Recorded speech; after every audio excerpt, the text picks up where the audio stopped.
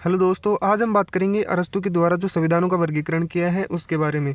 तो ठीक है, इसको जल्दी से हम कंप्लीट करते हैं। इससे पिछली क्लास में हमने प्लेटो के साम्यवाद को और प्लेटो के न्याय सिद्धांत को दोनों को देख लिया राजनीति विज्ञान में, जो बीए फाइनल की दृष्टि से इम्पोर्टेंट है। ठीक है, इसमें देखते हैं हम संविधानों का वर्गीकरण किस तरह से किया गया है अरस्तू के द्वारा, उसको देखते हैं। तो देखिए, अरस्तू ने जिन संविधानों का वर्गीकरण किया है वो इसके सिवा के नहीं है, यानी खुद के द्वारा बनाए गए ये नहीं है, बल्कि प्लेटो द्वारा स्टेटसमैन में किए गए वर्गीकरण को ही अरस्तू ने अपनाया है। ठीक है, किसने? प्लेटो के द्वारा जो स्टेटसमैन में वर्गीकरण किया गया था उसी को अरस्तू ने अपनाया है। जो अरस्तू ने 158 संविधानों का गहन अध्ययन करके इसका वर्गीकरण किया है। ठीक है, संविधान का। अरस्तू ने संविधान की व्याख्या दो रूपों में की है। मनुष्य के जीवन निर्वाह के विशेष नियम है और संविधान एक जीवन पद्धति है, इसके रूप में दो रूपों में इसकी व्याख्या की है। अब देखिए इसके बारे में। तो अरस्तू नैतिक रूप से संविधान की ओर ध्यान आकर्षित करता है। जो अरस्तू है वो संविधान की ओर जो ध्यान आकर्षित करता है, कब करता है? तो वहाँ संविधान का स्वरूप राजनीतिक स्वरूप, यानी इसकी ओर ध्यान आकर्षित करता है तो उसको दिखता है जो संविधान का स्वरूप है, जो संविधान का देखने का नजरिया है, जो संविधान का काम होता है वो एक राजनीतिक रूप में होता है, यानी राजनीतिक स्वरूप की ओर संकेत करता है। और परस्पर सुनिश्चित किया जाता है कि संविधान राज्य के पदों और उसके स्वरूप को निर्धारित करता है। ठीक है, संविधान सर्वोच्च सत्ता का सुनिश्चित करता है, राज्य तथा लोगों के लक्ष्य को निश्चित करता है। संविधान राज्य का सार है, इसी के आधार पर राज्यों का निर्माण और अंत होता है। यानी इसमें संविधान को सबसे बड़ा माना गया है। यानी अरस्तू कहता है कि जो संविधान है उसका स्वरूप राजनीतिक स्वरूप की ओर दिखता है और ये सुनिश्चित किया जाता है कि जो संविधान है वो राज्य के पदों और उसके स्वरूप को निर्धारित करता है। ठीक है, अब देखिए इसका वर्गीकरण। तो इसके वर्गीकरण अरस्तू ने संविधान का वर्गीकरण निम्न प्रकार से किया है। ठीक है, तो दो रूपों में किया है, उसको देखिए। तो देखिए अरस्तू के द्वारा जो वर्गीकरण किया गया है उसको, एक तो किया गया है संख्या के आधार पर, दूसरा उद्देश्य के आधार पर। तो इसको हम श्रेणी के माध्यम से समझने का प्रयास करते हैं और इसके बाद हम एक एक करके इन सभी को देखेंगे, जिसमें राजतंत्र हो गया, निरकुश, ठीक है, निरकुश तंत्र हो गया। इस तरह से हम सारे को देखेंगे। अब श्रेणी को देखिए इसमें। तो देखिए श्रेणी, प्रथम आधार जो संख्या के आधार पर किया है और द्वितीय आधार जो नैतिक आधार पर किया है। ठीक है, तो शासन करने वाले, यानी जो शासन करने वाले व्यक्तियों की संख्या है उसके आधार पर एक वर्गीकरण किया गया है। दूसरा, सर्वोच्च सत्ता के संचालन का क्या उद्देश्य है, उस उद्देश्य के आधार पर इसका दो रूपों में वर्गीकृत किया गया है। जिसमें व्यक्तियों की संख्या देखें तो एक व्यक्ति है, कुछ व्यक्ति हैं और अनेक व्यक्ति हैं, इस आधार पर किया है। और स्वाभाविक रूप से और विकृत रूप से इनको दो रूपों में उद्देश्य था इनका, उसको देखिए। अब देखिए, एक व्यक्ति, अगर मान लीजिए सरकार के अंदर एक ही व्यक्ति के अंदर जो राजा होता है उसी के अंदर संपूर्ण शक्तियाँ होती हैं, तो उसे राजतंत्र के अंदर रखा गया जो निरकुश होता है, यानी इसका जो काम करने का तरीका होता है वो निरकुश होता है। इसको सिर्फ अपने से मतलब होता है, ना कि किसी की भलाई से। ठीक है, इसमें ये बताया गया। दूसरा, कुछ व्यक्तियों के, जिसमें कुलीन तंत्र हो गया। ठीक है, इसमें जो शासक है वो अपने अन्य सभी कर्मचारियों को साथ लेकर चलता है, उन्हीं के द्वारा इनका कार्य किया जाता है। और अनेक व्यक्ति जो प्रजातंत्र बहुतंत्र के अंतर्गत आते हैं और इसे लोकतंत्र, यानी बहुत से लोग इसके अंदर काम करते हैं। तो इस तरह से ये इसका संविधान का वर्गीकरण किया गया है। तो इसको एक एक करके देख लिए। जो पहला है राजतंत्र, जो एक व्यक्ति के अंदर आता है, जो एक तंत्र या राजतंत्र। इसके बाद निरकुश तंत्र को देखेंगे। तो पहले देखिए राजतंत्र। राजतंत्र, अरस्तू ने राजतंत्र को सर्वश्रेष्ठ शासन प्रणाली बताया। ठीक है, अरस्तू ने राजतंत्र को सर्वश्रेष्ठ शासन प्रणाली बताया। इस शासन में राज्य की शासन व्यवस्था एक व्यक्ति के हाथ में होती है। यानी इसमें हमने अभी बात की कि जो राजतंत्र होता है वो सर्वश्रेष्ठ शासन होता है।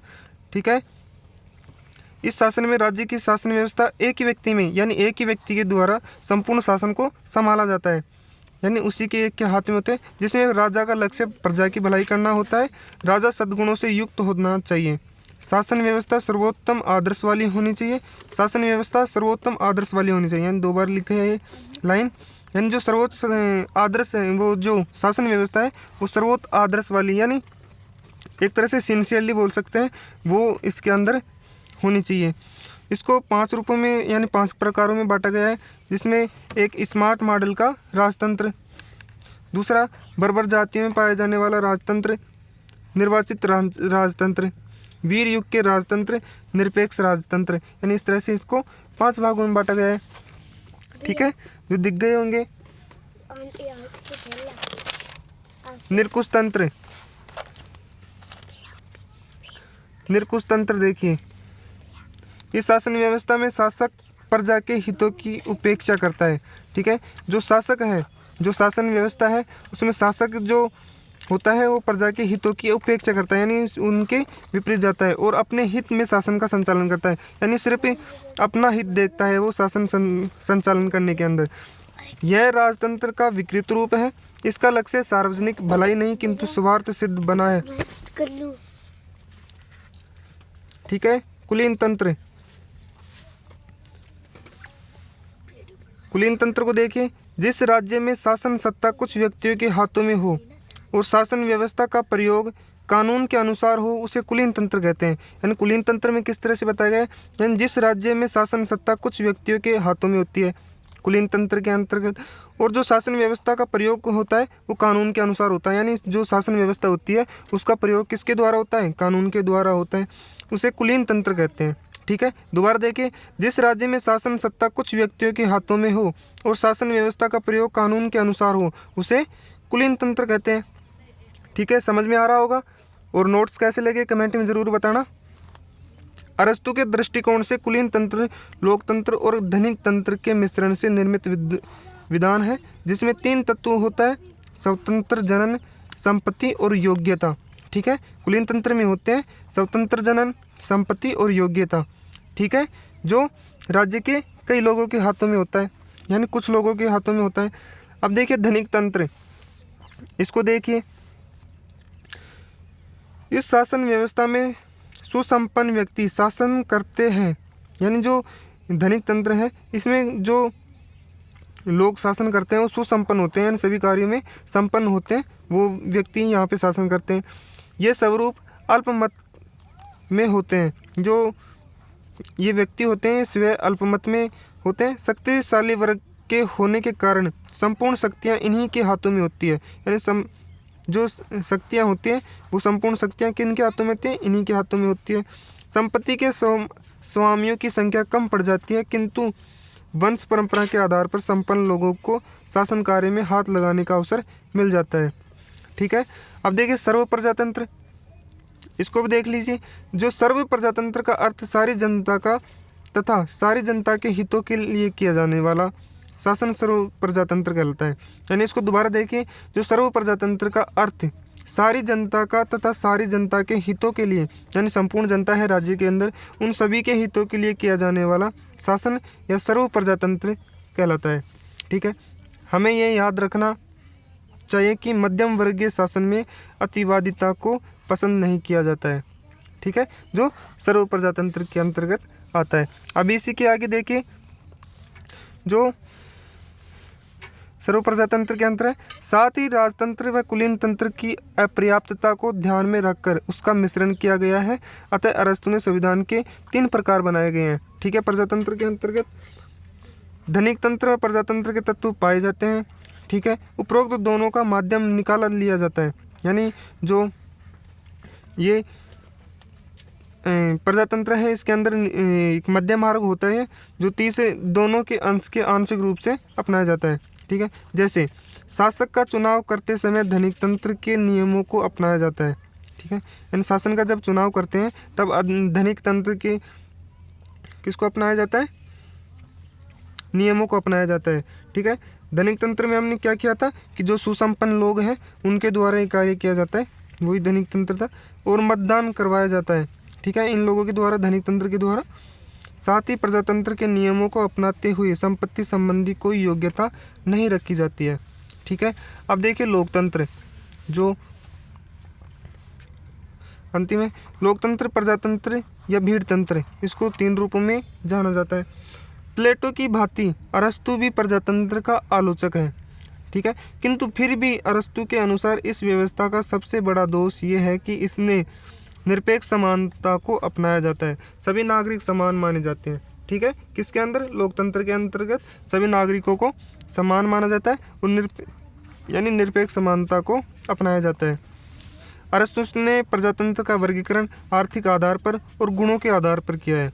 ठीक है, जो अरस्तु है इन सभी का वर्गीकरण जो अभी तक पढ़े हमने, राजतंत्र, कुलीन तंत्र, निरकुश तंत्र या धनिक तंत्र, इन सभी का जो वर्गीकरण किया है वो आर्थिक आधार पर और गुणों के आधार पर किया है। ठीक है, इसको देखिए। अरस्तु के संविधान के वर्गीकरण की आलोचना। अब इसकी आलोचना देख लीजिए कि इसके द्वारा जो वर्गीकरण किया गया है उसकी क्या आलोचना है। तो इसको देखिए, अरस्तु यह सरकारों का वर्गीकरण है, यानी जो इसके द्वारा वर्गीकरण किया गया है वो सरकारों का वर्गीकरण किया गया है, जबकि संविधानों का नहीं किया गया है। ठीक है, इसने संविधानों का वर्गीकरण नहीं किया है, सब सिर्फ सरकारों का वर्गीकरण किया है, यानी सरकारों के लोगों का वर्गीकरण किया है। ठीक है, मौलिकता का अभाव है इसके अंदर, यानी जो इसके द्वारा वर्गीकरण किया गया है संविधान का उसमें मौलिकता का अभाव है। संविधान और शासन संबंधी शब्दों का अंतर का अभाव है। ठीक है, यानी जो शासन संबंधी शब्द हैं उनके अंतर का इसमें अभाव है। अवैज्ञानिक सिद्धांत हैं इसके अंतर्गत। तो इस तरह से इसका आलोचना की गई है। ठीक है, और देखिए संख्यावाचक वर्गीकरण किया गया है, यानी इसके अंदर संख्या के आधार पर वर्गीकरण किया गया, जैसे एक व्यक्ति, कुछ व्यक्ति, है ना। तो अरस्तु का वर्गीकरण वर्तमान राज्यों पर लागू नहीं होता है। ठीक है, परिवर्तन त्रुटिपूर्ण है, इससे राजतंत्र का काल्पनिक चित्रण किया गया है। ठीक है, ये बात हो गई हमारे अरस्तु के द्वारा किए गए वर्गीकरण, जो संविधान का वर्गीकरण किया गया है उसकी। ठीक है, आई होप आपको समझ में आया होगा। तो समझ में आया है तो लाइक शेयर कमेंट वगैरह कर दीजिए, और कमेंट में ज़रूर बताना कि इसके अंदर आपको क्या नहीं समझ में आया, उसको मैं पर्सनली आपको समझाने की कोशिश करूँगा। Thank you.